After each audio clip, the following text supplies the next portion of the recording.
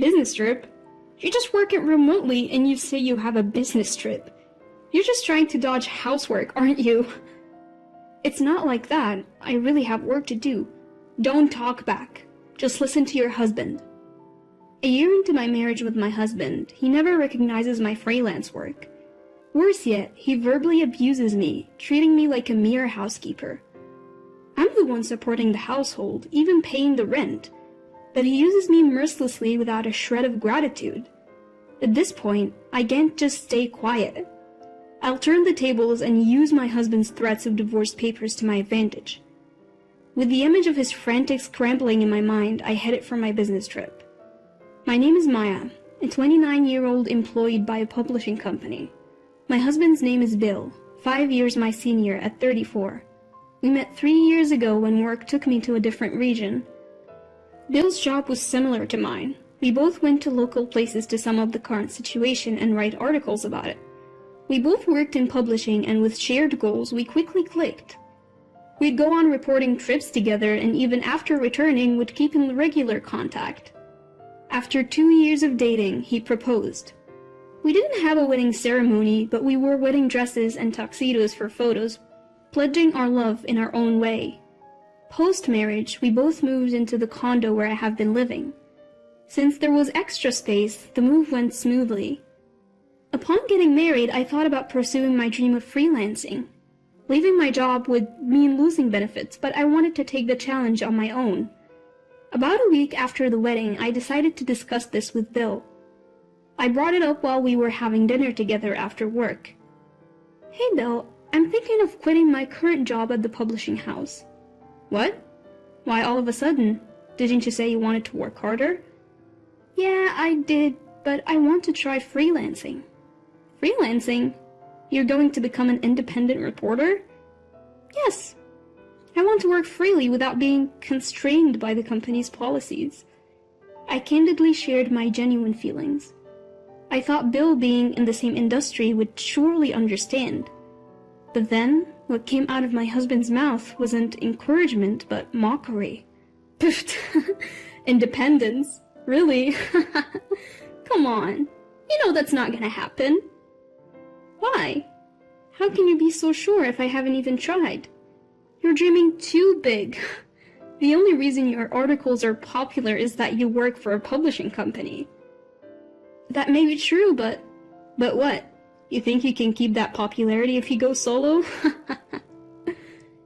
That's not fair. Look, you're not cut out for this. We're married. Focus on housemaking, not your career. As he ate the dinner I made, he spoke those cruel words as if they were nothing.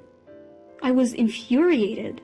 Today, even his comments on the taste of the food bothered me. I tried to persuade him more than once, but he was unyielding. He even threw harsh words like, "You can't do it. It's a waste of time." Yet, I didn't plan on taking this lightly either. If I gave up on my dream now, I'd regret it for sure. So I ignored his words and decided to go for it. I submitted my resignation and ventured on a path as a freelance reporter. That night, after quitting my job without telling him, Bill erupted. "What the hell? Didn't I tell you not to quit?" "I'm sorry, but I just can't give up. What if this jeopardizes our finances? Can you take responsibility?" "Well, about that, enough. Listen, I'm only putting $1,000 a month into our expenses. If that's not enough, I'm not covering for you. Got it?" "I understand." I thought he would support my dream as partners should, but reality was much harsher. A rift formed between us, with the one person I needed support from the most rejecting me. Bill, why would he say such things? All I wanted was his support for my dream. Was it naive to expect complete understanding just because we're married? It's painful, but I can't give up my dream here. I have to succeed now more than ever because I chose to act against his will. I strengthened my resolve. His verbal attacks and pressure intensified over time. He started berating not just my work, but me as a person. When I came home even a little late, he would get furious. "What time do you think it is? It's past 7 p.m. "I'm sorry, traffic was bad."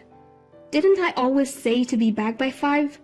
No dinner ready when I get home. That's unacceptable. I'm sorry, I'll make it right now. I already ordered delivery. Expect a bill for that later. Staying overnight for field reporting was an absolute no-go, thanks to my husband's rules. So I had no choice but to limit my reporting to places I could visit and return from within the same day. But sometimes interviews take longer than expected or traffic just doesn't cooperate. You can't predict what will happen until you're actually on the scene. My husband insisted that I be home by 5 p.m., but that's not always doable, given how weather or unforeseen circumstances could throw a wrench in the works. That being said, confronting my husband head-on was not an option. He goes to a physical office every day and works his tail off while I have the freedom to work remotely unbound by organizational rules. I guess he couldn't stand that our working environments were so different. Understanding his feelings, I always tried not to provoke him, but I kept striving in my career as a feature writer. Initially, I submitted articles to various platforms on a freelance basis and got paid per assignment, but eventually I started getting direct commissions. I even got requests to start a blog, so in addition to feature writing, I began blogging too. My income skyrocketed as a result. Before I knew it, I was earning roughly 3 times what I made as a salaried employee. Some months, I even pulled in more than $10,000, providing more than enough for our savings. Even after achieving a stable monthly income of $10,000, I kept it a secret from my husband. I knew he'd flip if he found out I was freelancing and making more money than him. A year into our marriage, his attitude hasn't changed. If anything, it's gotten worse, and our conversations are practically non-existent. Instead, he increasingly berates me. Then, one fateful day. On a rare day off, I bought some clothes from a luxury store. When I got home, my husband glared at the shopping bags and sneered. "You can barely bring in any money and you're out shopping like it's nothing. Do you even know your place? I earned the money myself, so why can't I spend it?" "Huh, really? Aren't you using the $1,000 I give you every month?" "That's not it. That $1,000 can't even cover rent. Why would I touch that?" "Did you just call me low income?" "No, nobody's saying that." Suddenly, he hurled his beer can at me. It narrowly missed me but spilled all over my new clothes. "What are you doing?" Fuming, he shouted back. "I give you $1,000 every month, okay? You should be grateful." "Grateful? The missing rent and all the other bills are paid from my earnings. You must be dipping into your savings, right? There's no way you're making more than me. Believe what you want, but I'm not burdening you, not in the slightest. Go ahead, keep talking. Don't expect any handouts from me later on." My husband threw a can and sneered at me, not even bothering to apologize. I felt like I was reaching my breaking point with him. Several months later, I received a direct request from the publishing company I regularly contribute to, asking me to cover natural disasters overseas. It's an overseas assignment, so a day trip was out of the question. I decided to tell my husband about the work trip. "Bill, I know it's short notice, but I'll be traveling overseas for work this weekend." "Work trip? You're just a freelancer. What are you talking about? You just want to slack off on housework, don't you?" "That's not it. I really have to go. There's no way a freelancer like you has to go on an overseas work trip. How could you lie like that?" "It's not a lie. I was directly asked by the publisher." "Don't talk back. Just listen to your husband." As if I were the one being unreasonable, my husband continued to berate me. Fed up with his irrational behavior, I glared at him. Finally, he spoke, clearly irritated. "Do you even know your place? You're just a reporter in name only, practically unemployed, and yet I still stay married to you." "Stay married to me?" "Yeah. You wouldn't survive without me. If you have a problem with that, let's divorce."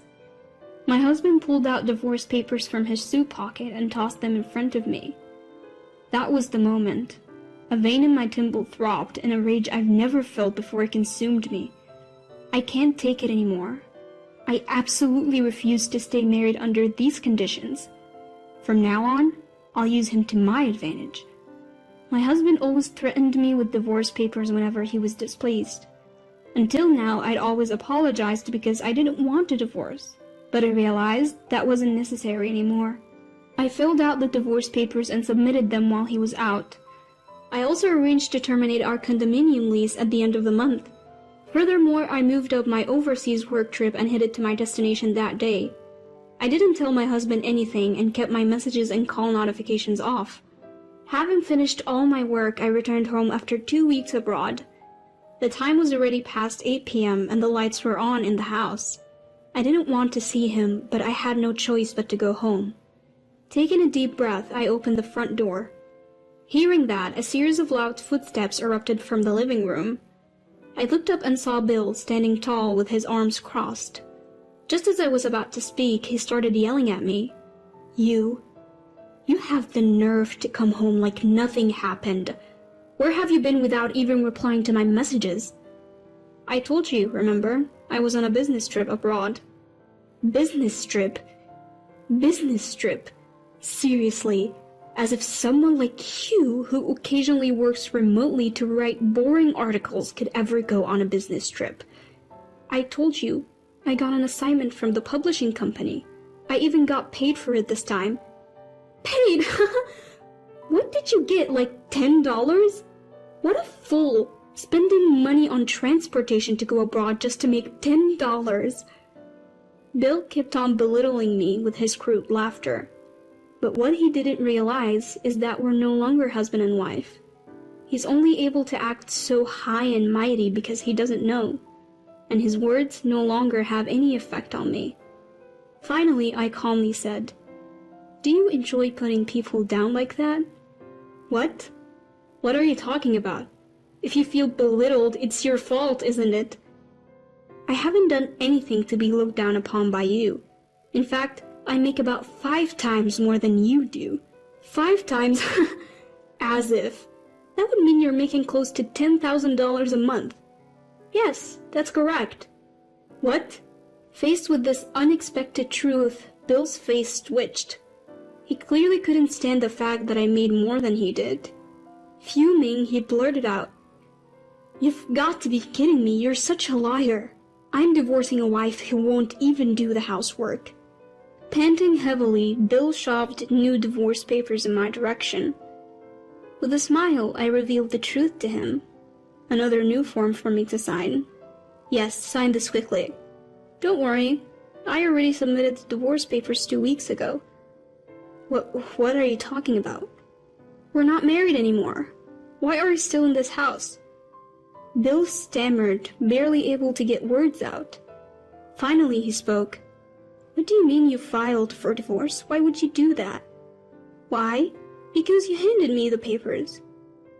"But I didn't really want a divorce." "Well, too bad. I thought it was okay to part ways, so I filed." "You've got to be kidding me. I just gave you those papers to scare you into understanding your role as my wife." Bill grabbed my shoulders, his eyes filled with anger.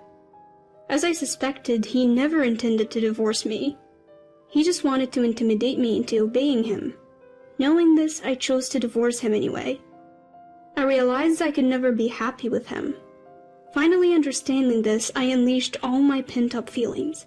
"You think you can lecture me? Do you know how it feels to have your dreams mocked by the one person who should support you?" "Hold on, Maya, don't call me like we're friends. We're divorced, we're strangers now." "What am I supposed to do now? Can I stay here?" "This is my condo. You're essentially trespassing. I never want to see you again. Leave now." I threw Bill's belongings out. Initially he resisted, but eventually gave in, shoulders drooping. After that, Bill called his parents and apparently moved his stuff to their place. However, due to the circumstances, they refused to let him stay and told him they wouldn't help him financially. As a result, he had no choice but to live on his limited income and move to a cheap apartment far from his workplace. He can't spend money like he used to, and just getting by has become a struggle. His savings have run out, and now he's living a dull life just trying to save money. As for me, I've signed a lease on a different condo and started living alone. The move went smoothly, and now I'm enjoying my work in my new home office. Thankfully, my articles are getting featured on major online platforms. The blog I started on recommendation has also become a good source of income as the number of visitors kept increasing. I plan to continue doing what I love, writing great articles and covering stories from places that interest me. I want to keep my current job, but do it in a way that's sustainable for me.